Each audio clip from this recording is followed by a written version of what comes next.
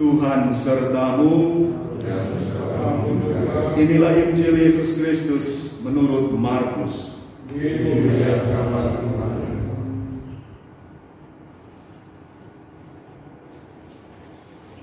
Sekali peristiwa, Yesus berbicara tentang bagaimana ia akan menderita sengsara. Sesudah itu ia membawa Petrus, Yakobus dan Yohanes bersama-sama mereka naik ke sebuah gunung yang tinggi. Di situ mereka sendirian saja. Lalu Yesus berubah rupa di depan mata mereka, dan pakaiannya sangat putih berkilauan. Tidak ada seorang penatu pun di dunia ini yang dapat memutihkan pakaian seperti itu. Lalu tampaklah kepada mereka Elia dan Musa. Keduanya sedang berbicara dengan Yesus. Kata Petrus kepada Yesus, "Rabi, alangkah baiknya kita berada di tempat ini.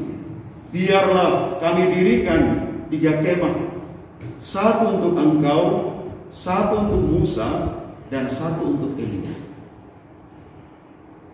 Petrus berkata demikian sebab tidak tahu apa yang harus dikatakannya, karena mereka sangat ketakutan.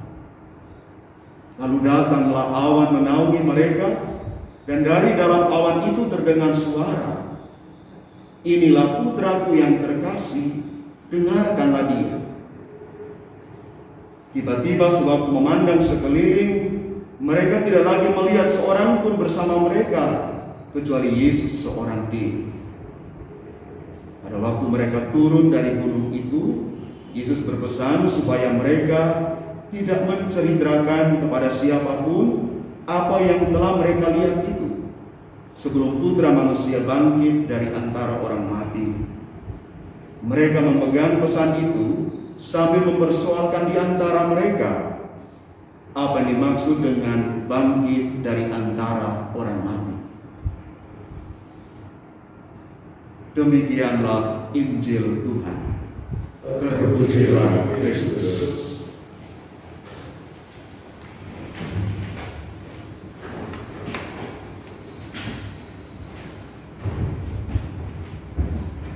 Bapak, Ibu, saudara dan saudari, umat Tuhan yang terkasih,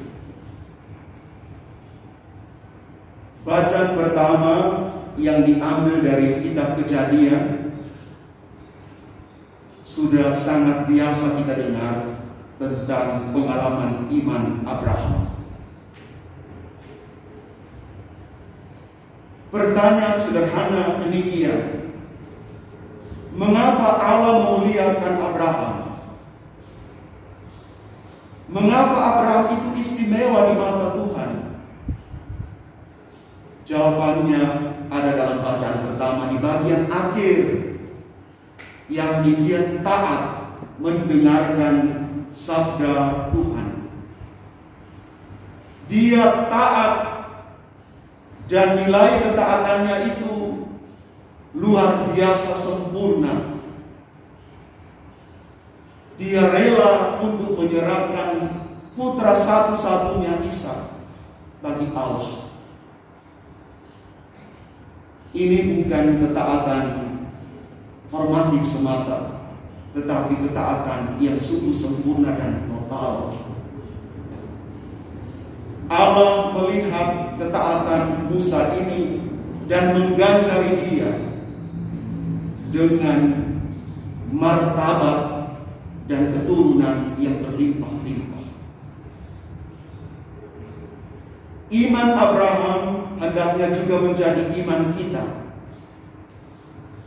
Iman yang lahir dari ketaatan akan sabda dan perintah Tuhan. Bacaan kedua yang dikutip dari surat kepada umat di Roma memberikan kepada kita kekuatan di tengah pergumulan dunia saat sekarang.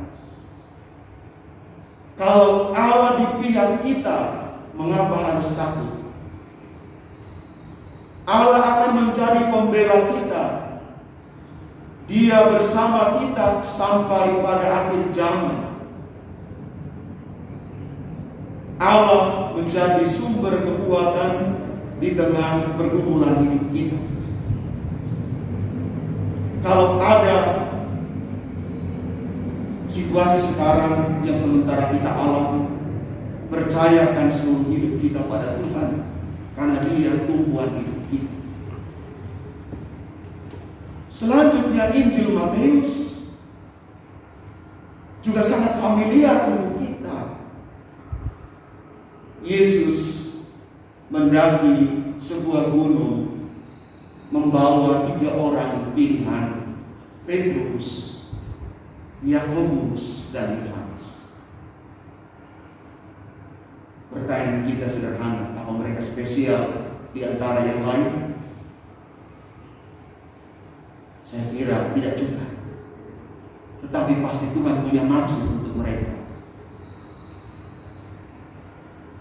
Kalau Tuhan punya rencana untuk orang tertentu, kadang-kadang kita sulit untuk mengerti. Tetapi ada satu pengalaman iman yang dalam sekali yang dialami oleh Petrus, Yakobus, dan Yohanes. Bukan saja karena mereka terpana, terpesona, bahkan takut akan pengalaman di atas gunung itu. Tetapi ada suara ilahi yang mereka dengar. Inilah anak yang kukasihi, dengarkanlah dia. Di sini kita juga belajar bagaimana menajamkan pendengaran kita untuk selalu mendengar apa yang Tuhan mau. Sama seperti Abraham menajamkan pendengaran imannya untuk taat kepada sabda Allah. Maka sebenarnya pesan Injil hari ini dan seluruh bacaan lain pada pekan kedua masa Prapaskah ini adalah kita dipanggil untuk mencari cahaya yang terus bersinar. Kitab suci mengatakan kepada kita demikian, kalau mau supaya cahaya kita tetap bersinar, maka dibutuhkan 3 sikap dasar utama. Yang pertama, belajar setiap hari mendekatkan hati pada yang ilahi dengan cara insani atau manusiawi. Kita bisa mendekatkan diri kita kepada yang ilahi lewat doa-doa kita tiap hari dalam hening kita. Bukan karena rekoleksi maka kita hening. Bukan. Keheningan batin itu sangat penting. Anthony de Mello menarik sekali. Dia mengajar para murid, para pengikutnya meditasi di tengah pasar. Para murid bertanya, bahkan ada yang protes, kok bisa kita bisa melakukan meditasi dalam keheningan di tengah pasar? Beliau mengatakan, kalau di tengah pasar engkau bisa hening, maka meditasi berhasil. Keheningan bukan dibuat-buat.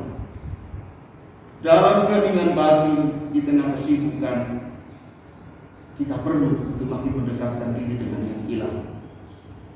Yang kedua, menyatu padukan misi ilahi dengan misi insani, misi manusiawi kita, supaya tetap menjadi kekuatan. Pada bagian ini kita diajak untuk bersandar sepenuhnya pada Tuhan. Mari kita lihat pengalaman Abraham. Dia tidak andalkan diri sendiri. Kadang-kadang mungkin kita mengandalkan diri sendiri yang terbatas ini, maka kita butuh kekuatan lain, kekuatan ilahi. Dan yang terakhir, yang ketiga, kita siap untuk membagikan cahaya ilahi dalam wujud insani tanpa merasa takut, kehilangan, kerugian, dan lain sebagainya. Pada bagian ini kita diminta untuk siap menjadi berkat bagi banyak orang, belajar solider dengan orang lain. Sama saudara dan saudari yang terkasih, supaya ketiga hal ini bisa kita lakukan, maka yang harus kita buat setiap saat, kita tajamkan pendengaran kita untuk mendengarkan apa yang Tuhan mau dalam hidup kita. Tajamkan pendengaran kita. Mari kita mendengarkan bukan hanya dengan telinga lahiriah, tetapi juga dengan telinga batiniah. Kadang-kadang kita hanya mendengar, tapi belum sampai pada tahap mendengarkan. Di rumah kita, Domus Arnoldus di Batu itu ada 3 jenis patung monyet yang menarik sekali. Patung yang pertama, dia tutup mulut. Patung yang kedua, dia pakai tangan tutup mata. Patung yang terakhir, yang ketiga, dia menutup kupingnya. Setiap kali lewat, seperti ada sesuatu yang mau berbicara dari 3 patung yang sederhana itu, yang mungkin luput dari perhatian orang lain. Ternyata dari situ saya melihat ada makna, ada nilai di balik 3 patung monyet yang dibuat oleh tangan manusia. Kita punya 1 huruf, tetapi Tuhan beri kita 2 telinga dan 2 mata.